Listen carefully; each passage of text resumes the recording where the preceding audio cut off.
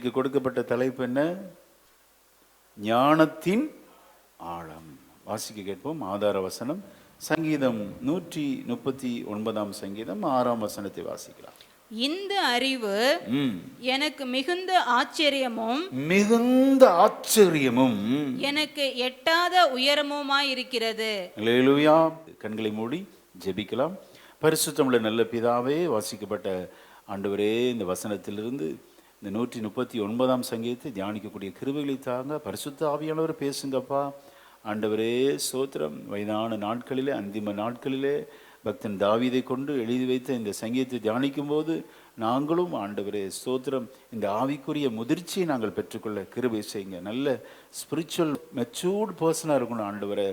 அப்பா ஸ்தோத்திரம். ஆண்டவரே, எங்களுக்குள்ளே காணப்படுகிற எல்லா அதைரியம், அவிஸ்வாசம், அவநம்பிக்கை எல்லாம் எடுத்து போடுவீராக. தேவன் மேலே உறுதியான நம்பிக்கை நாங்கள் ஆண்டவரே சார்ந்திருக்க உதவி செய்யும். இயேசுவின் நாமத்தில் ஜெபிக்கிறோம் நல்ல பிதாவே, ஆமென். அது தாவீதின் சங்கீதம். தாவீது கர்த்தரை குறித்த அந்த ஆழமான புரிதலை இங்கே நமக்காக பதிவு செய்து வைத்திருக்கிறார். இது எப்படி முடியும் அப்படின்னா, இது இவருடைய ஆரம்ப நாட்களில் எழுதப்பட்டதா அப்படின்னா இல்லை, அனுபவத்தில் எழுதினார். காலங்கள் கடந்தது, அந்திம நாட்கள், கடைசி நாட்களில் யோசித்து பார்க்கிறார்.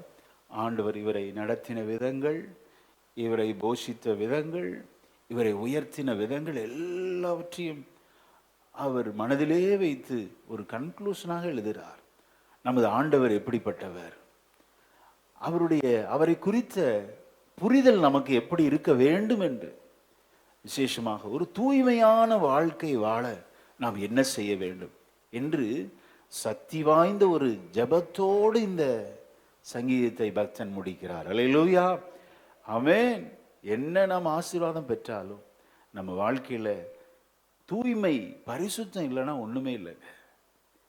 பரிசுத்தம் இல்லாமல் ஆண்டவர் நம்ம தரிசிக்கவே முடியாது. பரிசுத்த சிந்தை, ஆமென். விசேஷமாக இருதயம் பரிசுத்தமாக இருக்கணும். சுத்த இருதயம் உள்ளவர்களாக இஸ்ரவேலருக்கு தேவன் நல்லவராகவே இருக்கிறார். அந்த சுத்த இருதயத்தை இந்த பக்தன் படம் பிடித்து காண்பிக்கிறார். எப்படி காண்பிக்கிறார் அப்படின்னா, நம்ம இருதயம் நம்மை வஞ்சிக்கும், திருக்குள்ளதும் மகா கேடுள்ளதும் நமது இருதயம். நம்ம ஒரு வேலையை செய்ய போனால் அந்த வேலையை ஃபுல்லாக செய்ய மாட்டோம். திடீர்னு வேறு எதையாவது பார்த்தா நம்ம இருதயம் அதை செய் அப்படின்னு சொல்லி நம்மளை நிறைய டைவர்ஷன். நம்ம வீட்டில் ஒரு காரியத்தை செஞ்சுட்டு இருப்போம், ஃபுல் ஃபோக்கஸ்டாக செய்ய மாட்டோம். இருதயம் சொல்லும், இதை பாரு, இதை செய். விசேஷமாக நீங்கள் ஷாப்பிங் போனீங்கன்னா உங்கள் இருதயம் உங்களை வஞ்சிக்கிறது தெரியும். அந்த வியாபார நுணுக்கத்தை அந்த சூப்பர் மார்க்கெட் அவங்களும் ஃபாலோ பண்ணுவாங்க. சூப்பர் மார்க்கெட்டில் என்ன பண்ணுவாங்கன்னா, உங்களுக்கு பிடிச்சதை நீங்கள் பார்க்குற அந்த கண்ணுக்கு நேராக வச்சுருப்பாங்க. அதுவும் விலை கூட்டினதாக இருக்கும். நீங்கள் விலையெல்லாம் பார்க்க மாட்டீங்க. நீங்கள் கீழே குனிஞ்சு கீழே பாருங்கள், விலை கம்மியாக இருக்கும். அதெல்லாம் வியாபார நுணுக்கங்கள், யுக்திகள். ஏன்னா நம்ம இருதயத்தை வஞ்சிக்கிறது இதுதான். பார்த்தது நம்ம வாங்கணும். நீங்கள் டேபிள்லே உங்களுக்கு பிடித்த சில உணவு இருந்தையும் அதை உடனே போய் எடுத்துருவீங்க. விசேஷமாக அந்த ஸ்வீட்லாம் இருந்துச்சுன்னா ரொம்ப கஷ்டம். சுகருக்காரங்களுக்கு கண்ட்ரோல் பண்ணவே முடியாது. நல்ல தெரியும் மனசுக்கு ஸ்வீட் சாப்பிடக்கூடாதுன்னு. ஆனால் டேபிளில் நல்ல ஸ்வீட்டெல்லாம் வச்சுட்டு நீங்கள் கண்ட்ரோலாக இருக்க முடியும்னு நினைக்கிறீங்களா? முடியவே முடியாது. உங்கள் இருதயம் டபக்குன்னு எடுத்து உள்ள வாயில் போட்டுரும். பார்த்தீங்கன்னா கண்ணுக்கு எட்டாவது தூரத்தில் வச்சுட்டிங்கன்னா பிரச்சனையே இல்லைங்க. நம்ம இருதயம் நம்மை வஞ்சிக்கும், மோசமானது, நமக்கே தெரியாது, நம்ம ஏமாற்றி விடும். இதெல்லாம் சாப்பிட்டா ஆரோக்கியத்துக்கு கேடு நல்லா தெரியும், ஆனால் பாருங்க வஞ்சித்து விடும். பார்க்குறாரு பக்தன் தாவீது, ஆமாம் உண்மையாகவே ஆண்டவரே என் இருதயம் ரொம்ப பொல்லாங்கு நிறைந்தது என்று சொல்லி தன்னை அர்ப்பணத்தோடு இந்த சங்கீதத்தை முடிக்கிறார். அந்த அர்ப்பணத்தை வாசித்து விட்டு ஆண்டவரை குறித்த அந்த அறிவுக்கு நேராக நாம் கடந்து செல்வோம். 23ஆம் வசனத்தை வாசிங்க. என்னை ஆராய்ந்து என்னை ஆராய்ந்து என் இருதயத்தை அறிந்து கொள்ளும் என்னை சோதித்து என் சிந்தனைகளை அறிந்து கொள்ளும் வேதனை உண்டாக்கும் வழி என்னிடத்தில் உண்டோ என்று பார்த்து நித்திய வழியிலே என்னை சக்தி வாய்ந்த பரிசுத்தத்திற்கான தூய்மையான ஒரு ஜபத்தை ஏறெடுத்து சங்கீதக்காரன் முடிக்கிறான். அல்லேலூயா. இருதயத்தில் சில பொல்லாங்கெல்லாம் இருக்குங்க, சில மனக்கசப்பு இருக்கும், பொறாமை இருக்கும், இச்சைகள் இருக்கும். யாருக்கு தெரியும்? இவர் பார்க்கிறாரு, இருதயத்தை அப்படியே பலிபீடத்தில் வைத்து ஜெபிக்கிறார். ஆமென். நம்முடைய கண்களால் ஊடுருவ முடியாத சில ஆழங்கள் உண்டு. சிலர் கேட்டா தெரியலங்க, அவசரப்பட்டு இதை நான் பேசிட்டேன் அப்படிம்பாங்க, அவசரப்பட்டு கோபப்பட்டேன் அப்படிம்பாங்க. அப்போ நமக்கே நாம் புரிந்து கொள்ள முடியாத சில ஆழங்கள் இருதயத்தில் உண்டு, கண்டுபிடிக்க முடியாது. சிலது மறைந்திருக்கும். பாவத்தை தோண்ட நம்மை தூண்டும் எண்ணங்கள், உணர்வுகள், பாவங்கள் எல்லாம் உள்ள அப்படியே பதுங்கி இருக்கும், தெரியாது.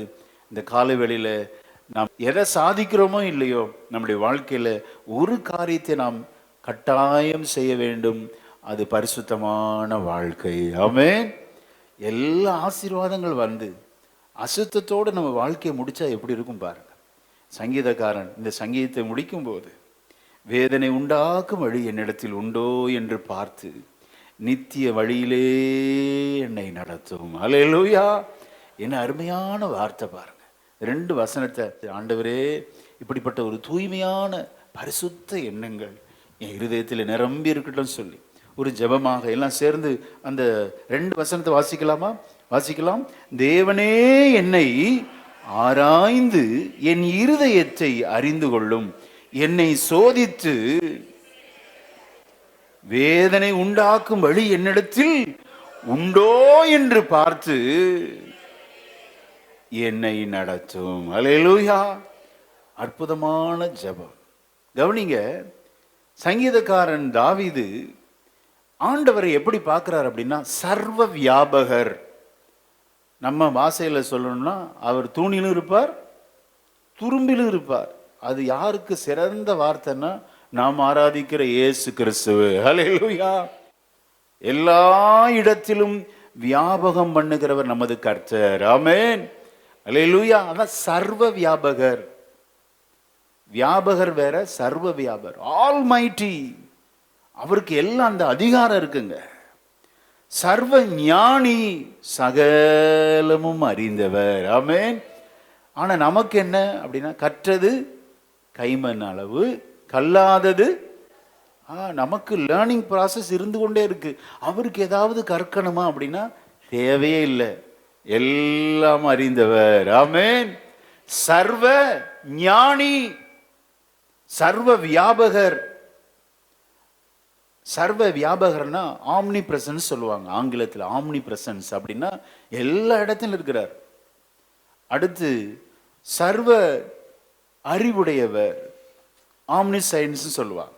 அதை தான் முதல் வசனத்திலிருந்து சங்கீதக்காரன் ஆரம்பிக்கிறார். வாசிக்க கேட்போம். முதல் 2 வசனத்தை வாசிக்கலாம்.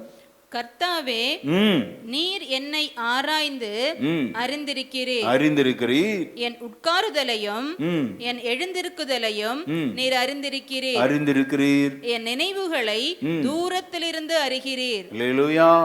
ஃபுல்லா அறிந்திருக்கிறீர். He knows everything. நல்ல கவனிங்க. ஆண்டவர் மேல நம்பிக்கையா இருக்கிற விசுவாச மக்களுக்கு இந்த 139ஆம் சங்கீதம் இட் வில் என்கரேஜ் யூ, உன்னை உற்சாகப்படுத்தும். ஆனா பாவம் செய்கிறவனுக்கு கண்டிக்கும். ஐயோ, அவருக்கு இதெல்லாம் தெரியுமா? அப்போ அவன் தன்னை மறைத்து கொள்கிறான். ஆலயத்துக்கு ஏன் வர மாட்டேங்கிறாங்க? காரணம் என்ன? தன்னுடைய பாவங்கள் கண்டிக்கப்படுகிறது. அது அவங்களால ஏற்றுக்கொள்ள முடியல. நான் பாவத்திலே தான் இருப்பேன், நான் விக்கிரக ஆராதனையிலே தான் இருப்பேன், எனக்கு தோன்னா வருவேன், ஆசீர்வாதத்துக்காக வருவேன், அவ்வளவுதான். பாவத்தில் உள்ளவர்களுக்கு இந்த 139ஆம் சங்கீதம் கண்டிக்கும். தலையில 2 கொட்டு கொட்டுன மாதிரி, என்ன பண்ணிட்டு இருக்கிற நீ அப்படிங்கிற மாதிரி. ஆனால் தேவனை விசுவாசிக்கிற ஜனங்களுக்கு இது உற்சாகப்படுத்தும். ஹல்லேலூயா. பெரிய ஆறுதல், பெரிய நம்பிக்கை, விசேஷமாக ஸ்தோத்திரம் பரிசுத்தத்தை கொடுப்பது, தூய்மையான வாழ்வை கொடுப்பது இந்த 139ஆம் சங்கீதம். ஆமென். ஆக உட்காருதல், ஆக்ஷன்ஸ். நம்ம என்ன செய்கிறோம்? கை கால் அசைக்கிறோம், வாகனத்தை ஓட்டுகிறோம், தொழில் செய்கிறோம், எல்லா ஆக்ஷன்ஸும் ஆண்டவர் அறிந்திருக்கிறார். விசுவாசிக்கிறீங்களா? சங்கீதக்காரன் தன்னுடைய அந்திம நாட்களில் அவருடைய அனுபவத்தில் ரத்தின சுருக்கமாக எழுதி வச்சிருக்கிறார். பொதுவாக ஒரு நூல் என்பது, இந்த வேதாகமம் எத்தனையோ ஆண்டுகளின் சரித்திரத்தை ரத்தின சுருக்கமாக சொல்லப்படுது. ஒரு சாப்டர் வாசிக்கிறப்பவே நம்ம இந்த நாலேஜை நம்ம கெயின் பண்ணிக்கலாம். பார், இந்த அறிவு நமக்கு இருந்துச்சுன்னா எவ்வளோ சந்தோஷமாக இருக்க முடியும். அல்லேலூயா! எத்தனை நம்பிக்கையுள்ளவர்களாக நாம் இருக்க முடியும், எவ்வளோ தூய்மையான வாழ்க்கை வாழ முடியும். பிரியமானவர்களே, உங்களுடைய ஆக்ஷன்ஸ், நீ உட்காருதும் போது, நீ எழுந்திருக்கும் போது, உன் மனதிலே குமுறி சொல்லுகிற வார்த்தைகள் எல்லாம் அப்பன் இயேசு அறிந்திருக்கிறார். அல்லேலூயா! இந்த காரியம் இன்னும் நடக்கவில்லையே, இந்த ஜெபம் இன்னும் கேட்கப்படவில்லையே, என்னுடைய வாழ்க்கை இப்படியே முடிந்து விடுமோ, சோத்திரம், இந்த குறிப்பிட்ட பிரச்சனைகளுக்கு முடிவே இல்லையா, இந்த வியாதிக்கு மருந்தே இல்லையா என்று சொல்லி புலம்பிக் கொண்டு நீ உட்காரும் போதும், எழுந்திருக்கும் போதும், நீ நடக்கும் போதும், தூரத்திலிருந்து உன் சிந்தனைகளை அறிகிற தேவன் இங்கே இருக்கிறார். பயப்படாதே, உன் நினைவுகளை அவர் அறிவார். ஏற்ற கால கர்த்தர் காரியங்களை வாய்க்க பண்ணுவார். நல்ல கரங்களை தட்டி ஆண்டவருக்கு நன்றி செலுத்துவோமா? ஹல்லேலூயா, ஹல்லேலூயா. உன்னை அறிந்திருக்கிறவர், ஓ சோத்திரம், உன்னை ஆழமாய் புரிதலோடு பார்க்கிற தேவன். நம்ம எல்லாரும் அறிந்திருக்கிறாங்களா? வீட்டில் நம்ம எல்லாரும் அறிந்திருக்கிறாங்களா? என்ன ஒரு ஃபியூ மினிட்ஸ் நம்ம பேசுகிறோம், அதை டிஸ்கஸ் பண்ணாதான் தெரியுது. டிஸ்கஸ் பண்ணாட்டி கம்யூனிகேஷன் கேப் அப்படின்னா அங்கே பார்த்தீங்கன்னா நிறைய பிரச்சனை. நல்ல மனம் விட்டு பேசினாதான் கணவன் மனைவிக்குள்ளே அண்டர்ஸ்டாண்டிங் வருது. எவ்வளோ கருத்து வேறுபாடுகள், புரிதல் இல்லாமல் மணிக்கணக்காக செலவு பண்ண வேண்டியது இருக்கு. ஆனால் தேவன் சோத்திரம் இருதயத்தின் ஆழத்தில் புலம்புறதை கூட கர்த்தர் அறிந்திருக்கிறார். அல்லேலூயா! ஆகவே தான் சொன்னேன், if you are faithful, a true believer to the Lord, these psalms will encourage you. நீ ஆண்டவர் மேல உண்மையான ஒரு ஆழமான ஒரு விசுவாசம் வைத்திருந்தா உங்களை இது உற்சாகப்படுத்துகிற சங்கீதம். அல்லேலூயா! நான் நடந்தாலும், 3ஆம் வசனத்தை எல்லாரும் வாசிக்கலாம். நான் நடந்தாலும் படுத்திருந்தாலும் என்னை சூழ்ந்திருக்கிறீர், என் வழிகள் எல்லாம் உமக்கு. அல்லேலூயா! ஆமென். நம்மை அறிந்திருக்கிறவர், சர்வ ஞானி. இந்த வசனம், இந்த 139ஆம் சங்கீதம் மட்டும் நீங்கள் மனப்பாடம் பண்ணிட்டீங்கன்னா எந்த இடத்துக்கு போனாலும் ஒரு சமாதானம் இருக்கும். ஹல்லேலூயா! சில வேலையை விட்டு அவங்களுக்கு பிரச்சனை இல்லை, அல்லது சில நினைத்த காரியங்கள் வாய்க்கலையா, பிரச்சனையே இல்லை, என் கர்த்தர் எல்லாம் அறிந்திருக்கிறார். ஹல்லேலூயா! ஆமென். சோத்திரம். முடியெல்லாம் எண்ணி வச்சிருக்கிறாரு. முடி கொட்டுதேன்னு கவலைப்படுவோமா? கவலைப்படவே மாட்டோம்.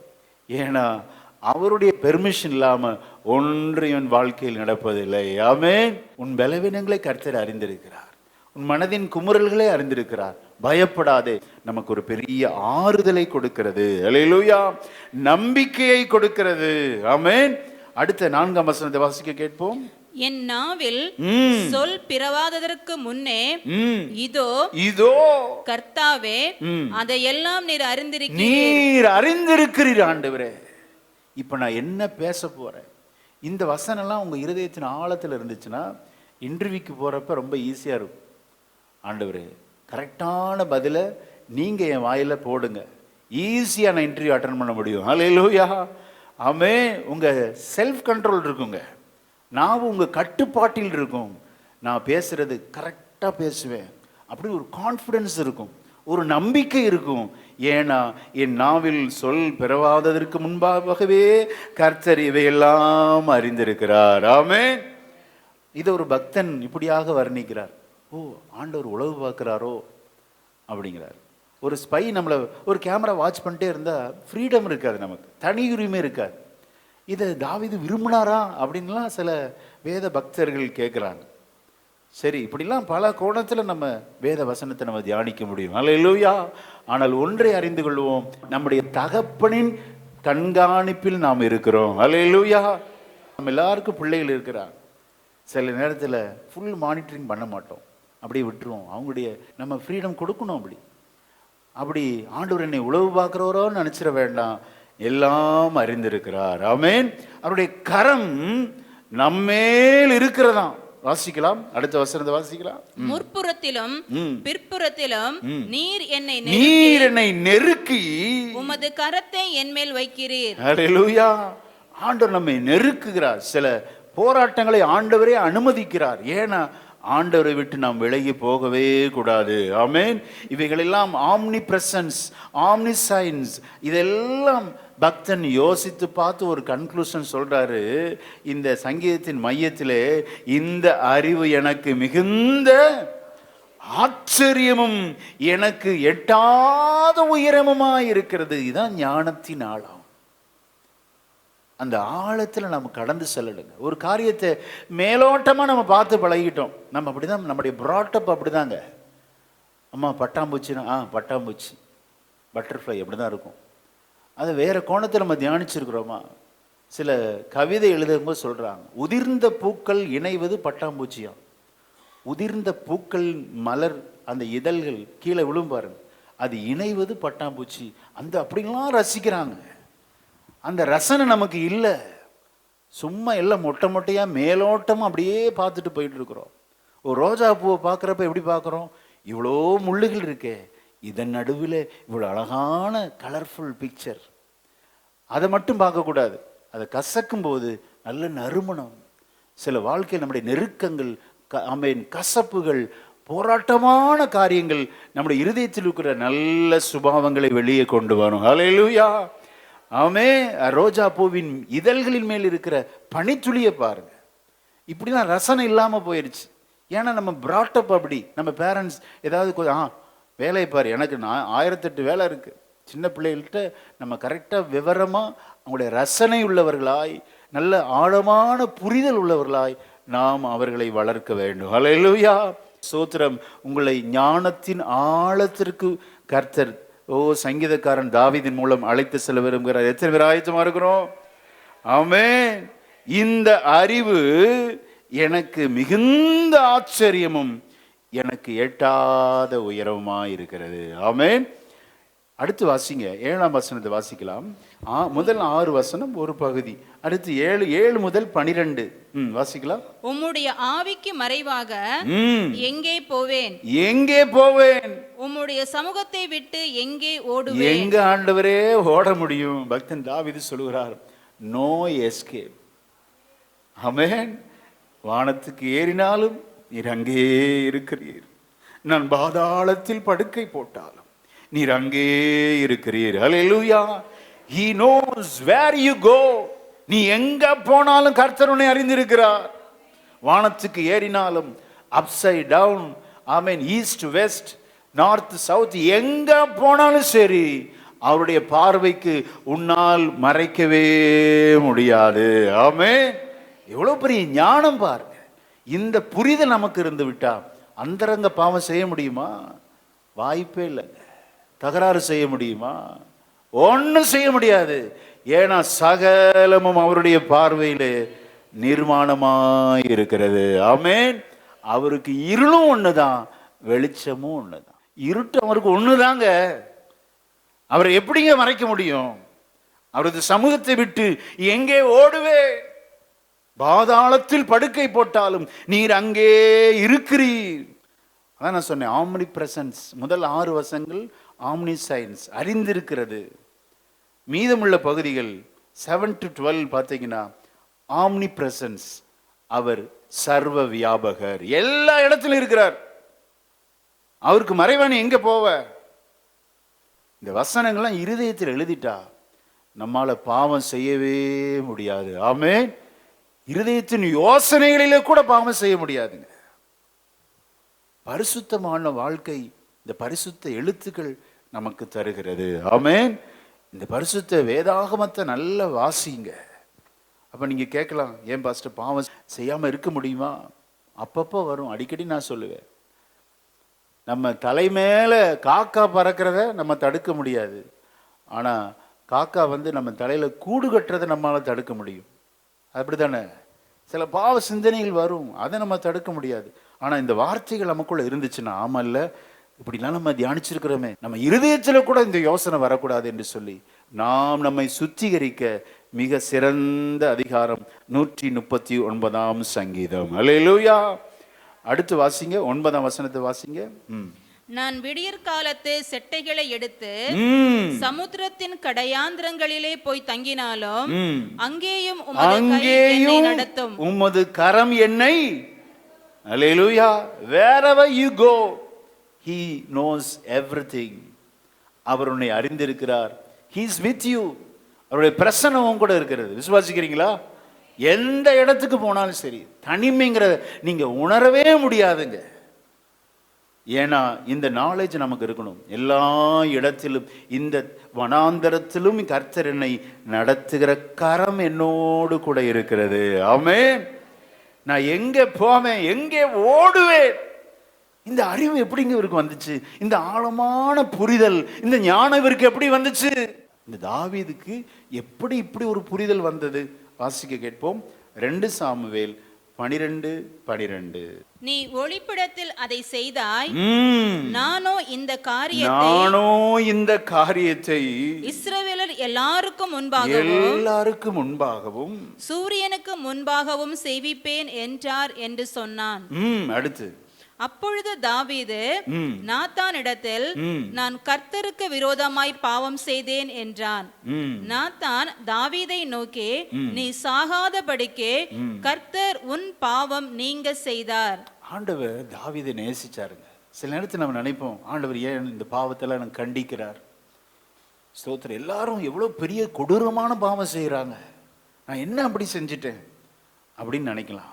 நல்ல கவனிங்க. ஆண்டவர் தாவீதை நேசித்தபடினாலே அவன் பத்சேபாலோடு செய்த பாவத்தை மிக அழகாக ஒரு குட்டி கதையாக சொல்லி அவன் வாயிலிருந்தே தீர்ப்பை வர வைக்கிறார். அந்த மனிதன், ஆமென், சோத்திரம், அவன் சாக கடவன், மரணத்துக்கு பாத்திரவான் என்று சொல்லி தாவீதே தன்னை குறித்து அவன் தீர்ப்பு சொல்லும்படி ஆண்டவர் ஏவுகிறார். பாருங்க, அவ்வளவு அழகாக அவனுடைய பாவத்தை சுட்டி காட்டுகிறார். இப்ப தாவீது பயந்துட்டாருங்க. சொல்றார் நாத்தான்வேல் தீர்க்கதரிசியோடு, அவர் மூலமா சொல்றார், நீ ஒளிப்பிடத்துல செஞ்சப்பா, நான் என்ன பண்றேன் பார், இஸ்ரவேல் எல்லாருக்கும் முன்பாக இந்த பாவத்தை நான் வெட்ட வெளிச்சமாக்குவேன் சொல்லி இதெல்லாம் தியானிக்கிறார். அந்திம நாட்களில் நான் எவ்வளவு மறைமுகமா பிளான் பண்ணேன், ஆனா கர்த்தரை எதுவுமே மறைக்க முடியல என்னால. இதெல்லாம் உணர்ந்து பக்தன் சொல்லுகிறான், உம்முடைய ஆவிக்கு மறைவாக எங்கே போவேன்? அல்லேலூயா. உம்முடைய சமூகத்தை விட்டு எங்கே ஓடுவேன் ஆண்டவரே? வானத்துக்கு ஏறினாலும் நீர் அங்கே இருக்கிறீர், நான் பாதாளத்தில் படுக்கை போட்டாலும் நீர் அங்கேயும் இருக்கிறீர். உமது சமூகத்தை மறைத்து நான் என்ன செய்ய முடியும் ஆண்டவரே என்று கதறி, த்ரூ எக்ஸ்பீரியன்ஸ், அனுபவத்தோடு நமக்காக பதிவு செய்து நம்முடைய வாழ்க்கையில் அடிக்கடி சில தேவ செய்தி மூலம் நம்மை கண்டிக்கலாம். பாரப்படாதீங்க, நீங்க பரிசுத்தமாக வேண்டும் என்பதே தேவ சித்தம். அல்லேலூயா.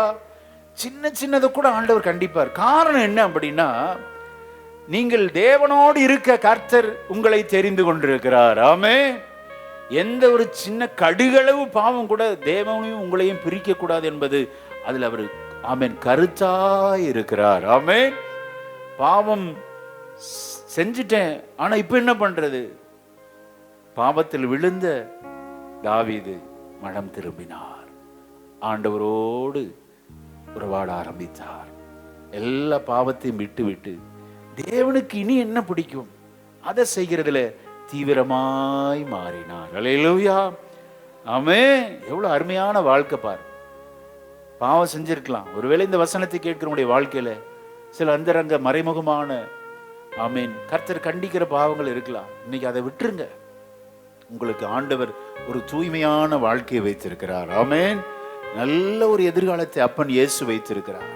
உங்கள் பாவத்தை அறிக்கை செஞ்சு விட்டு விட்டீர்கள் என்றால் தேவனுடைய இரக்கத்தை பெறுவீர்கள். ஆமென். இன்னும் அநேக வார்த்தைகள் இருக்கிறது, நேரம் இல்லை. சோத்திரம், அநேகம் சொல்லலாம். வாசிக்கலாம். 11ஆம் வசனம், 12ஆம் வசனம். இருள் என்னை மூடிக்கொள்ளும் என்றாலும் இரவும் என்னை சுற்றி வெளிச்சமாய் இருக்கும். எத்தனைதான் இருள் அந்தரங்கத்துல யாருக்கு தெரியாம நான் திட்டம் பண்ணினாலும் நீ கண்டுபிடிச்சிட்டீங்க ஆண்டவரே. உமக்கு இருளும் சரி வெளிச்சமும் சரி. 12ஆம் வசனத்தை வாசிக்கலாம். உமக்கு மறைவாக இருளும் அந்தகாரப்படுத்தாது, இரவும் பகலை போல வெளிச்சமாய் இருக்கும். உமக்கு இருளும் வெளிச்சமும் சரி, எல்லாம் சரி அப்படிங்கிறார். அடுத்து இவருடைய சிருஷ்டிப்பெல்லாம் நினைச்சு பார்க்கிறார். ஆண்டவர் இவர் மேல் கொண்டிருக்கிற அக்கறை, ஒரு மென்மையான பராமரிப்பு இருக்குங்க. ஆண்டவர் நம்மேல் மிக கரிசனையாய் இருக்கிறார். ஆமென். மென்மையான பராமரிப்பின் கீழ் இருக்கிறீர்கள் என்பதை நீங்கள் மறந்து போய்விடக்கூடாது. ஆமா, எனக்கு என்ன நடந்துச்சு, எனக்கு ஒன்றும் நடக்கல, பயப்படாத. பக்தன் தாவீது சொல்லுகிறார், நான் பிரமிக்கத்தக்க அதிசயமாய் உண்டாக்கப்பட்டபடியால், அல்லேலூயா, ஆமென், நான் உம்மை துதிப்பேன் அப்படிங்கிறார். பிரமிக்கத்தக்க அதிசயம். எப்படி வாசிக்கலாம்? 15ஆம் வசனத்தை வாசிக்கலாம். நான் ஒளிப்பிடத்திலே உண்டாக்கப்பட்டு பூமியின் தாழ்விடங்களிலே விசித்திர வினோதமாய் உருவாக்கப்பட்ட போது என் எலும்புகள் உமக்கு மறைவாய் இருக்கவில்லை. நம்ம அந்த கர்ப்ப அறையிலே இப்பதான் ஸ்கேன் 26 மணி ஸ்கேன் பண்றாங்களா? அந்த ஃபியூ செகண்ட் தாங்க, அந்த மொமெண்ட் மட்டும்தான் பிக்சர் கொடுக்குது. ஒவ்வொரு இன்ச் பை இன்ச்சா, அங்குலம் அங்குலமாக நம்முடைய தாயின் கர்ப்பப்பையில் இருக்கும்போது வளருவதையெல்லாம் கர்த்தர் பார்த்து கொண்டே இருக்கிறார். ஆமென். எவ்வளவு ஞானம் பாருங்க. ஞானத்தின் ஆழமாதான் உட்காருதல், எழுந்திருக்குதல். இது வெளிப்புற செயல்கள் மட்டுமல்ல, உள்ளே அந்தரங்கத்திலே என்ன நடக்கிறது என்பதையும் ஆண்டவர் ஆழமான ஒரு புரிதலோடு, ஆண்டவர் நம்மேல் கரிசனையான மென்மையான பராமரிப்பின் கீழ் இருக்கிறோம் என்பதை பக்தன் நமக்கு படம் பிடித்து காண்பிக்கிறான். அல்லேலூயா, ஆமென். 16ஆம் வசனத்தை வாசிக்கலாம். என் கருவை உம்முடைய கண்கள் கண்டது, என் அவயவங்களில் ஒன்றாகிலும் இல்லாத போதே அவைகள் அனைத்தும் அவைகள் உருவேற்படும் நாட்களும் உமது புஸ்தகத்தில் எழுதி இருந்தது. ஆண்டவர் புஸ்தகத்தில் எழுதி இருக்கிறாங்க. 4வது வாரம் 6வது வாரம் இந்த உறுப்பு உண்டாகணும், இந்த எலும்பு இத்தனை சென்டிமீட்டர் வளரணும், எல்லாவற்றையும் ஆண்டவர் அறிந்து வைத்திருக்கிறார். அவருக்கு மறைவானது ஒன்றுமே இல்லை. ஆமென். நீங்களும் நானும் ஆண்டுடைய விசேஷித்த பராமரிப்பில் இருக்கிறோம். பயப்படாதே. ஆமென். எனக்கு யாருமே இல்லை பாஸ்டர், என்னை விசாரிக்க, எனக்கு நல்ல காரியங்களை செய்து கொடுக்க எனக்கு யார் இருக்கிறான்னு சொல்லி புலம்பி கொண்டு வந்திருக்கிற உங்களை பார்த்து, நீங்கள் கர்ப்பப்பையில் இருக்கும் போதே உங்கள் எலும்புகள் எல்லாம் இன்ச்சாக வளருவதை தேவனுடைய புஸ்தகத்தில் எழுதப்பட்டிருக்கிறோமே. அப்போ நம்ம எவ்வளவு விசேஷித்தவர்கள். நல்ல கரங்களை தட்டி கர்த்தருக்கு மகிமை செலுத்துவோமா? ஹல்லேலூயா, ஹல்லேலூயா. நீங்கள் அவருடைய மென்மையான பராமரிப்பில் இருக்கிறீர்கள். உங்களுக்கு எந்த நாச மோசங்களை கர்த்தர் வர விட மாட்டா. ஓ, ஒன்று உங்களை சேதப்படுத்த மாட்டாது. நல்ல கரங்களை தட்டி கர்த்தருக்கு மகிமை செலுத்துவோமா? ஓ, omnipresence Lord. Oh, we are serving wonderful Lord, Almighty God. பிரசன்னம் பிரசன்னம் தேவ